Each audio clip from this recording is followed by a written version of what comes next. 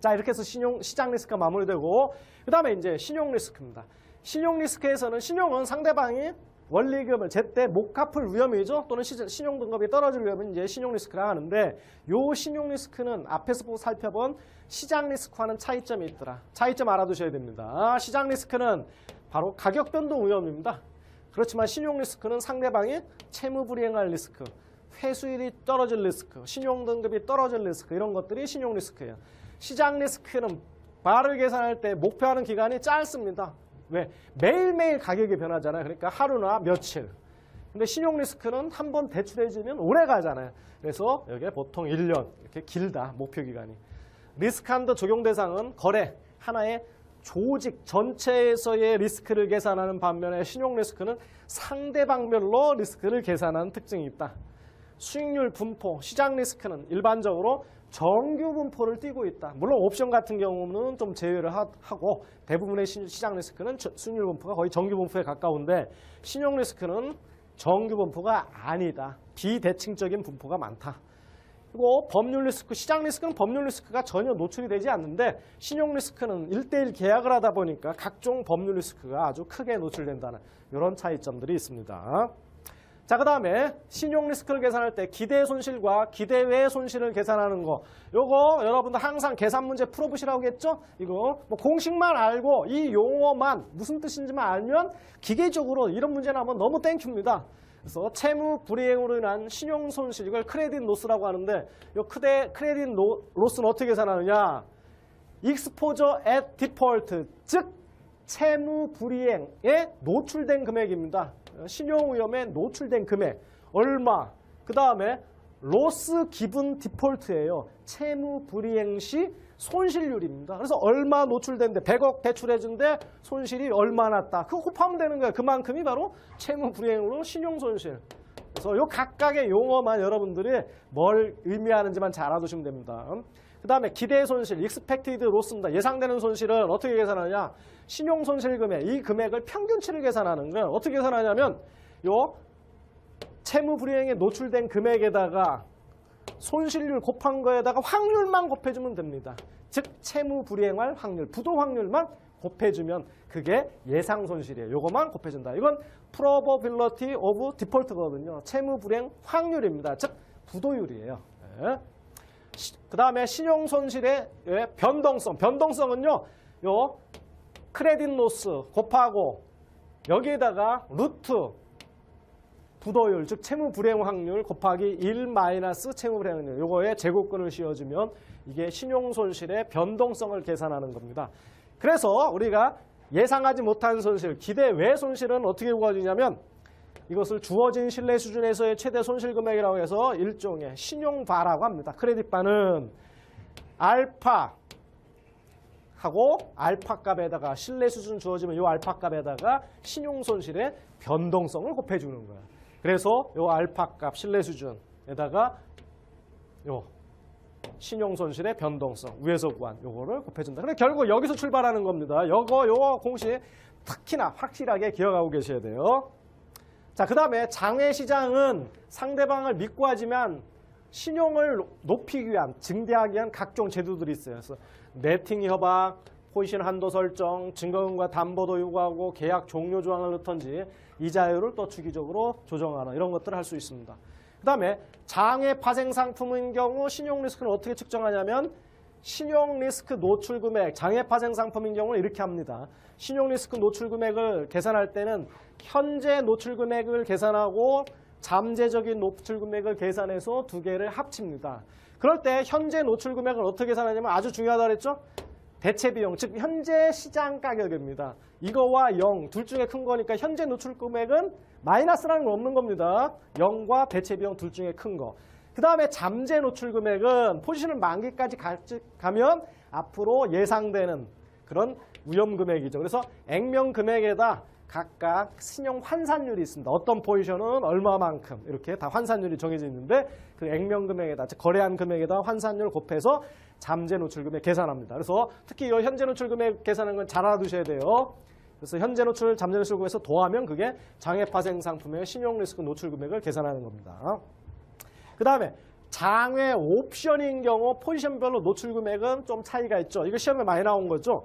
장외 옵션을 산 포지션, 여러분 매입한 사람은 이미 돈을 다 지불했죠. 앞으로 이제 가능성이 있는 건 이익 보느냐 권리를 포기하느냐죠. 그래서 옵션은 절대 음의 가치를 갖지 않기 때문에 현재 가치가 0보다 작을 수는 없어요. 즉 이 현재 가치가 0보다 작을 수 없기 때문에 옵션 매입 포지션은 항상 현재 노출 금액이 플러스가 나오는 거예요. 플러스.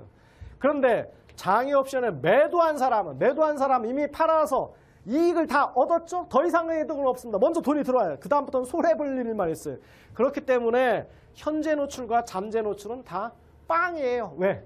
더 이상 위험에 노출된 내가 위험에 노출된 금액은 하나도 없습니다. 현재 노출, 잠재 노출이 다 빵이라는 거 아시겠죠? 그래서 장외 옵션의 매도 포지션인 경우는 노출 금액이 제로다. 현재 노출도 제로, 잠재 노출은 제로다. 왜냐하면 앞으로 손해볼 일만 남아있기 때문에 그렇다. 그 다음에 금리 수합 노출 금액이 시간적으로 어떻게 변화하느냐. 그래서 크게 금리 확산 효과, 이걸 변동성 효과라고 하는데 이건 뭐냐면 시간이 지남에 따라 변동금리가 고정금리로부터 멀어지는 현상을 우리가 금리 확산 효과라고 한다. 그래서 이 효과로 만기일에 적금할수록 리스크 노출 금액은 증가한다. 왜? 처음에 금리 수합할 때 고정금리와 변동금리를 교환하는데 그 사이가 벌어지면 점점점 한쪽이 지불할 금액이 많아지죠. 반면에 만기 효과라는 건 상각 효과, 줄여주는 효과인데 이건 뭐냐면 시간이 지남에 따라 이제 남은 이자 지급 횟수가 줄어들죠.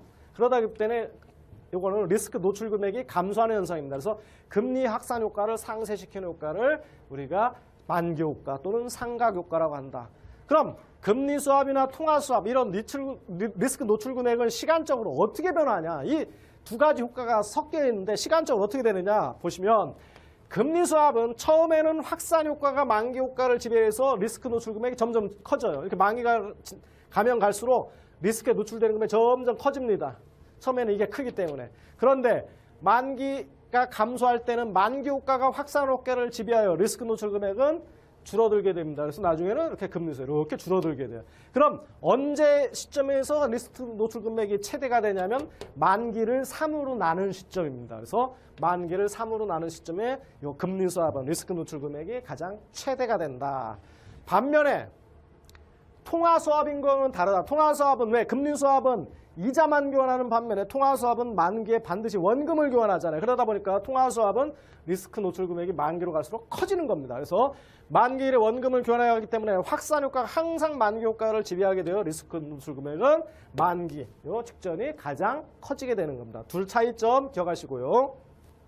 그 다음에 이제 시장 리스크, 신용 리스크 마무리되고 이제 기타 리스크입니다. 기타 리스크는 운영 리스크, 인간의 실수, 인적 리스크, 시스템 실패, 시스템 리스크, 부적절한 절차 및 통제, 프로세스 리스크, 외부 사건에 관한 외부 사건 리스크. 앞에서 처음에 설명드렸죠? 그래서 운영 리스크에는 법률 리스크를 포함합니다. 근데 평판 리스크와 전략 리스크는 운영 리스크에 집어넣지는 않습니다. 그 다음에 유동성 리스크라는 건 포지션을 마감하는 데서 발생하는 비용에 대한 위험으로 시장 유동성 리스크와 자금 조달 유동성 리스크 둘로 나눠지고요. 비계량 리스크는 앞에서 한 거죠. 법률 리스크, 법규 준수 리스크, 평판 리스크, 전략 리스크, 시스템 리스크 이런 것들은 계량화할 수 없는 즉 비계량 리스크로 포함합니다. 자, 그 다음에 5장에서는 이제 파생 상품에 대한 리스크 관리입니다. 그래서 선물 해지 거래와 리스크 관리입니다. 해지 거래 할 때에도 항상 위험은 존재하죠. 그 위험이 바로 베이시스 위험입니다. 베이시스 리스크라는 베이시스가 뭡니까? 선물 가격과 현물 가격의 차이죠. 우리 일반적으로 주가의 선물에서는 선물 가격에서 현물 가격을 빼죠. 그래서 이 둘 차이를 베이시스라고 한다. 롤오버 유동성 리스크. 롤오버라는 것은 만기 2월합니다. 즉 내가 해지하고자 하는 기간은 1년인데 우리 대부분의 선물이 뭐 만기가 3개월마다 돌아오면 3개월 돌아온 거 만기 청산하고 다음 업무로 또 해지해야 되고 그걸 계속 넘기는 걸 롤오버라고 합니다. 그때마다 우리가 유동성 관리를 철저히 해야 되겠다. 그 다음에 장외 파생 상품의 유동성 리스크입니다. 그래서 장외 파생 상품은 증거금, 담보요구 이런 걸 할 수가 있는데 여기에 따라 유동성 위험이 노출되고 계약 또 청산에 따른 유동성 위험도 노출이 되더라. 그 다음에 ELS 같은 파생결합증권의 리스크가 있습니다. 시장 위험은 기초자산의 가격 및 변동성, 기초자산 수익률 간의 상관관계, 시장의 금리, 해외 기초자산이 있는 경우에는 퀀토, 즉 수익을 따지는 통화와 수익을 지급하는 통화가 다른 걸 그걸 퀀토라고 한다 그랬죠. 이런 위험이 다 각종 ELS, 파생결합증권의 시장 위험에 해당되고요. 그 다음에 요 ELS를 발행한 회사가 또 망하면 안 되잖아요. 그래서 ELS 발행사의 신용 위험. 그 다음에 유동성 위험은 중간에 돈을 찾으려고 할 때 환매 수수료가 굉장히 높습니다. 그리고 ELS 가격은 장외 파생 상품이다 보니까 모델에 의해서 평가를 한단 말이에요. 그 모델 위험 이런 것들이 ELS에 대한 리스크고요. 자, ELS에 대해서 해지 거래할 때 ELS를 발행하는 회사, 이때는 발행하는 회사들은 또 해지를 하는데 어떻게 하냐면 두 가지 해지가 있다. 백투백 해지가 있고 다이내믹 해지, 동적 해지가 있다. 두 가지 차이점 기억하셔야 됩니다. 특히 백투백 해지 시험 많이 나오죠.